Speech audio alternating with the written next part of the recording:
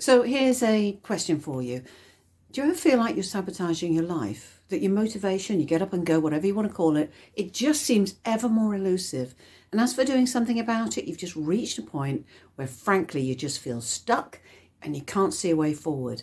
And if you're answering yes to any of those questions, believe me, you're not alone. And I know that not least because I've helped so many people with these challenges and I've absolutely faced them myself on more than one occasion. The good news is that I also know that whatever you're facing, there are simple ways that you can push through and start a transformation.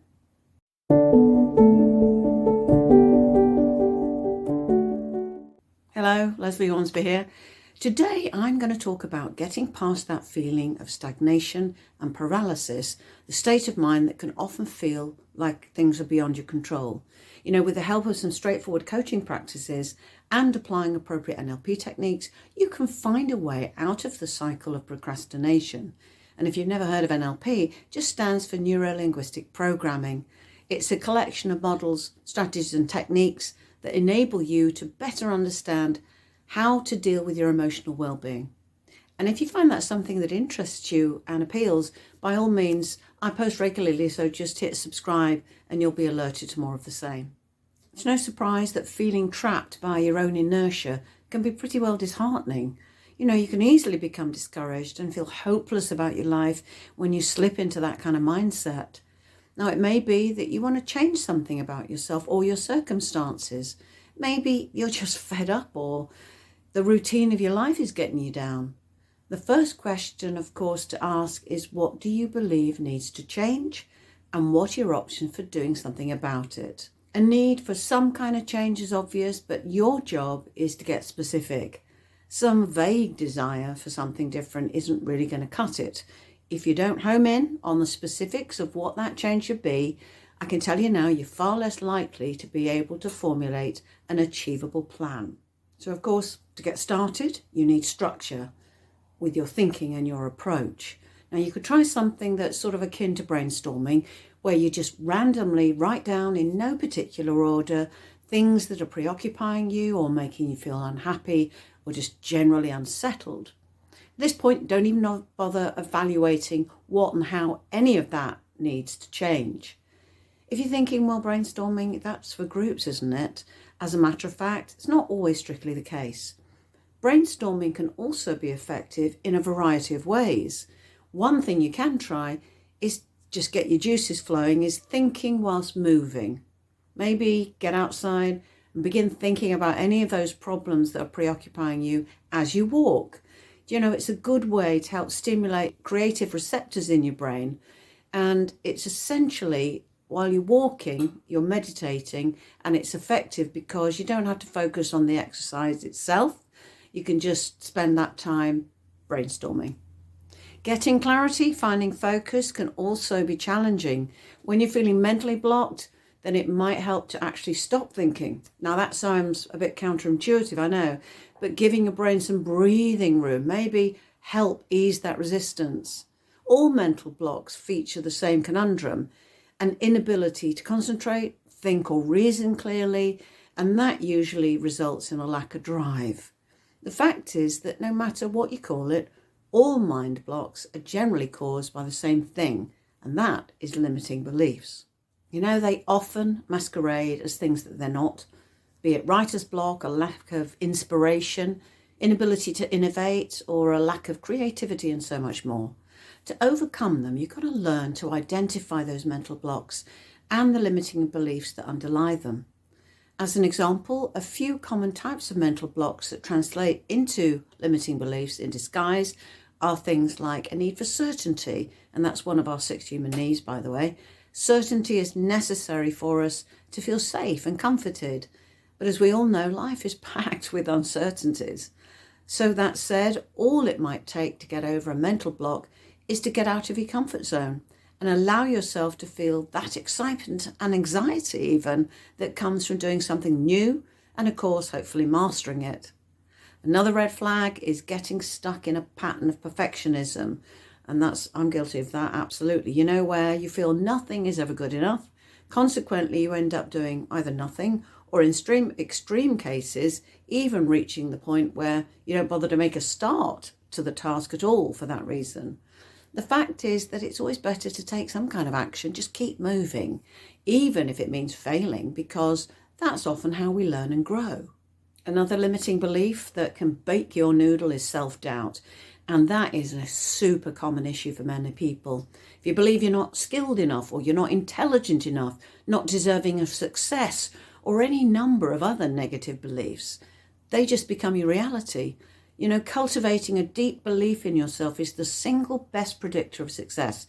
That's over everything else, and that includes money and luck. People who achieve self-belief succeed because they become what they believe they are. Now, I'm not suggesting that's an easy thing to switch your thinking in this way. And in fact, that's why many people seek the help of a life coach. But the adoption of a growth mindset, a belief that you can do anything you set your mind to, is the thing to strive for. Identifying the root cause of your mental block and rebuilding your confidence is the first step to a productive lifestyle.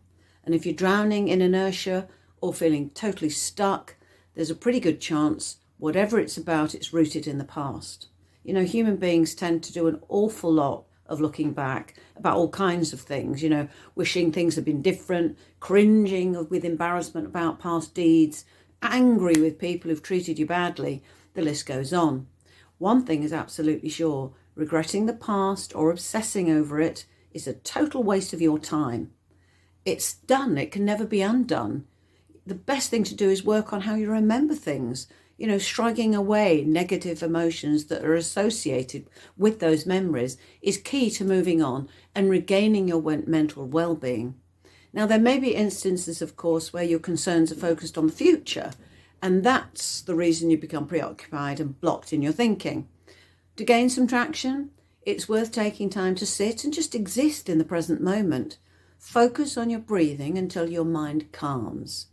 If you can achieve this peaceful state, it enables you to think more clearly and more readily find proactive problem-solving strategies. Existing in the present is all part of mindfulness. To take it a step further, try writing down exactly what you're thinking and feeling. When self-limiting beliefs come up, practice replacing them with empowering beliefs. Visualize where you want to go and surround yourself with people and an environment conducive to that clarity. Now, if you're trying to break a habit or want to start a new habit, it's pretty important to have an understanding of what makes you tick and of the common barriers that tend to crop up. Trying to make a new habit or break an old one is one of the hardest things to achieve. Understanding your personal psychology will help you figure out what to avoid or what to keep doing. This could be anything, from ensuring you get a good night's sleep, because then you're more likely to get up early in the morning if you're going to do some morning exercise, for example. Or you could try writing down the changes to your routine. Maybe it's part of a to-do list. Whatever form it takes, writing it down can help with accountability and make you more likely to take action to make the change.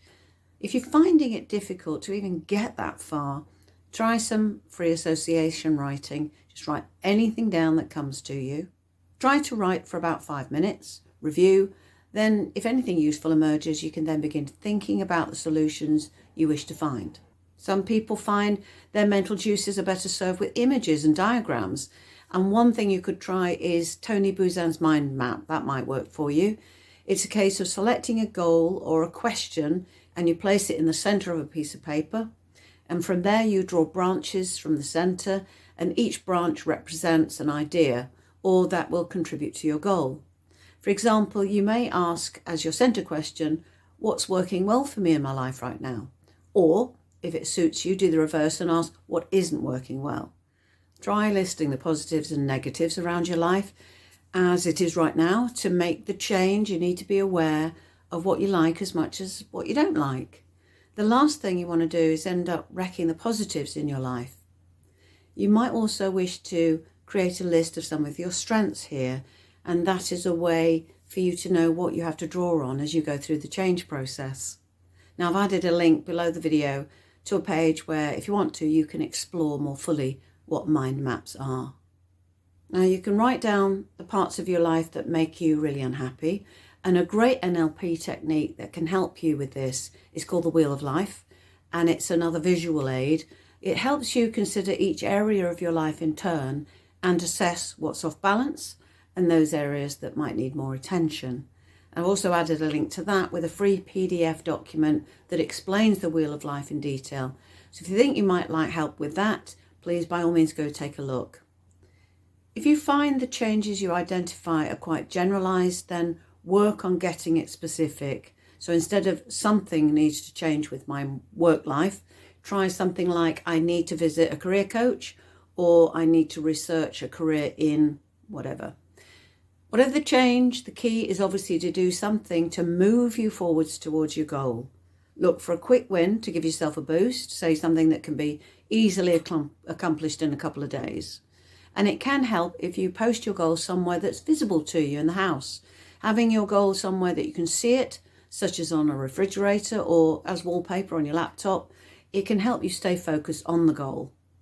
By reminding yourself of those goals every day, it's going to help you to make choices that bring you closer to achieving it. And to help with commitment to make the change, try making a contract with yourself where you agree to do certain things, whether that's daily or weekly, in order to accomplish your goal.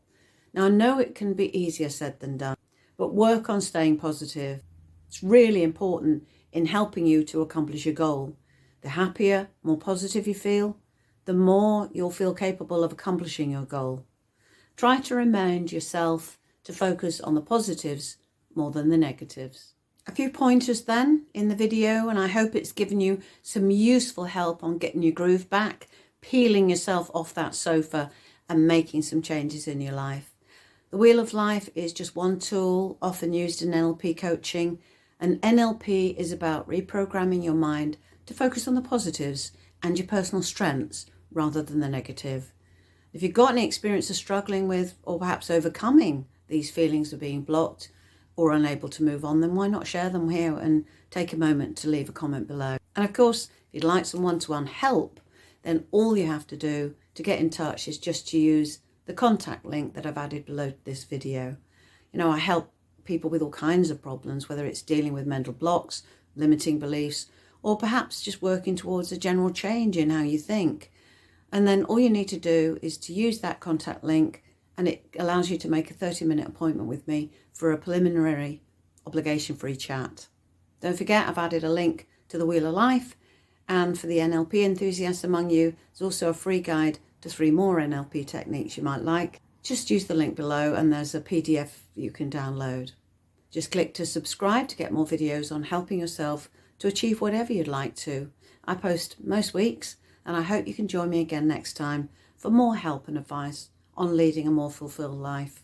In the meantime, thank you very much for your company, and I look forward to seeing you next time. Bye for now.